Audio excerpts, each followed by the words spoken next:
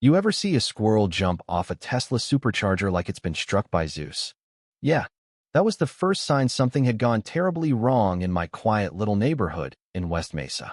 And if you're wondering how a $12,000 supercharger ended up half melted in the community rose garden, well, buckle up, because it starts and ends with Karen.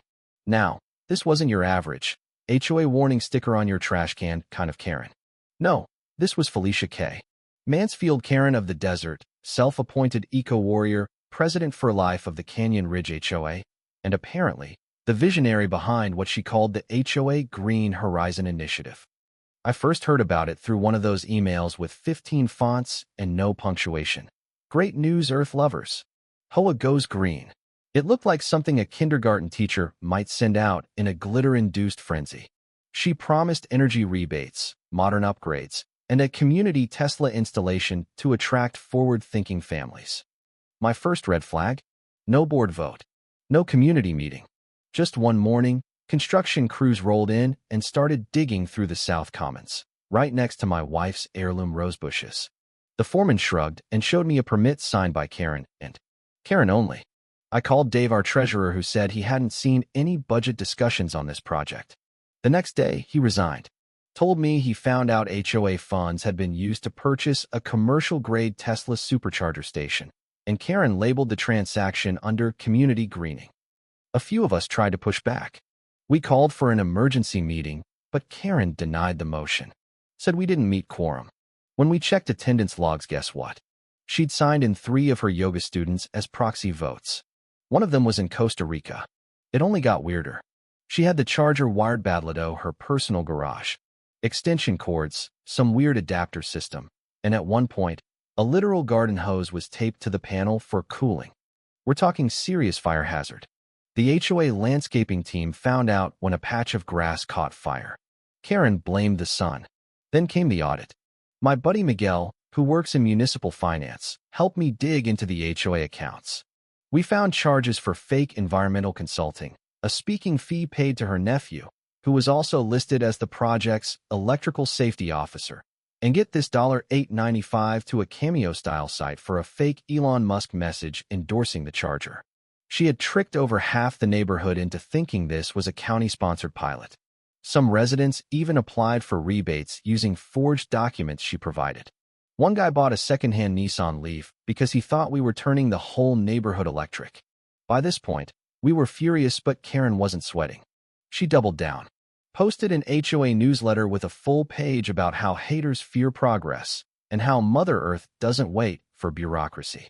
Then she started issuing fines to homes with gas vehicles parked outside for over 24 hours.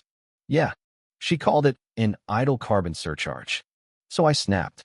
I gathered every bit of evidence: photos, emails, forged invoices, even a recording of her telling a neighbor, "No one reads bylaws unless you make them bleed." We called an official vote to remove her.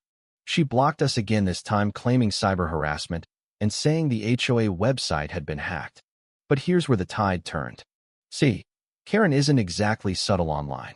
Turns out she had been bragging about the project in a Facebook group under the name Eco-Vigilantes. Posted selfies with the charger, captioned, "Power to the people, me." We sent everything to the county. Within a week, a building inspector flagged the site, called in the fire department, and then the sheriff's office got involved. Apparently, wiring a supercharger into a residential HOA without city permits or licensed electricians is a Class A violation. The day they came to remove the charger, half the neighborhood came out to watch. Karen screamed about sabotage, claimed the charger was protected by the Clean Energy Act, and then physically tried to stop the removal by chaining herself to the unit. Using a dog leash. I'll give her credit, she was committed. She got arrested for obstruction, misuse of HOA funds, zoning violations, and attempted impersonation of a public official. The Tesla charger? Melted beyond repair. The HOA funds. Embezzled, confirmed. Her husband? Filed for divorce 3 weeks later and left a Yelp review about the whole incident. It had 12,000 likes. We voted to dissolve the HOA entirely 2 months after. Formed a civic board instead, folks who focus on potholes and park benches, not climate revolution. Me? I planted new roses in the crater left behind. And yeah, every once in a while, A butterfly lands right where the supercharger used to hum. Funny thing is, someone tagged that patch with sidewalk chalk a week after her trial. Just one word, big letters. Recharged. Now tell me, was justice served? Or was this all just a different kind of power play? Let me know what you'd have done in my place. Would you have waited? Reported sooner? Or just let Karen run the whole grid? Drop your thoughts in the comments, because if there's one thing we all learned from this, it's that some HOA drama needs more than just sunshine to disinfect. I thought it was over. I thought we could finally close the chapter on what would later be called the Great HOA Meltdown. But as it turns out, stories like these don't end with a neat little bow, they end with a slow fade and the occasional flare-up, like an old wound that twitches before a storm. A few weeks after Karen's trial, as the neighborhood began returning to something that resembled normal, we started noticing subtle signs that she wasn't done.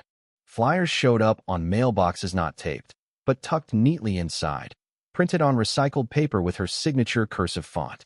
They were unsigned, but we knew. What is legal isn't always ethical, one said. Another, history judges the pioneers, not the passengers. She even started posting on a new blog under the pseudonym Gaia Truth, where she recounted a dramatized version of events that painted her as a whistleblower and victim of suburban conformity. Some neighbors found it amusing. Others, including me, couldn't help but feel a tiny chill when reading it. Karen might have been publicly disgraced, but she still had a following, even if it was just herself, a fern, and the cat she now claimed was clairvoyant. But the true final curtain came a month later, during the annual HOA spring picnic, the first without Karen in over 4 years. The weather was perfect. Kids ran barefoot across trimmed lawns, neighbors grilled hot dogs, and a band played near the newly christened Butterfly Garden, the one we named Karen's Reclamation. Midway through the event, a golf cart pulled up to the edge of the park. We turned. It was Dave, Karen's now ex-looking 10 years younger, sunglasses on, with a cooler in the back and a golden retriever beside him. As he stepped out, he held up a bottle of lemonade and said with a grin, "Hope this isn't carbonated." The crowd laughed. He handed out drinks, even helped judge the chili contest, and for the first time in a long while, it felt like we weren't just surviving Corinne, we were thriving in spite of her. When the sun dipped low and the band played their last set, Mr.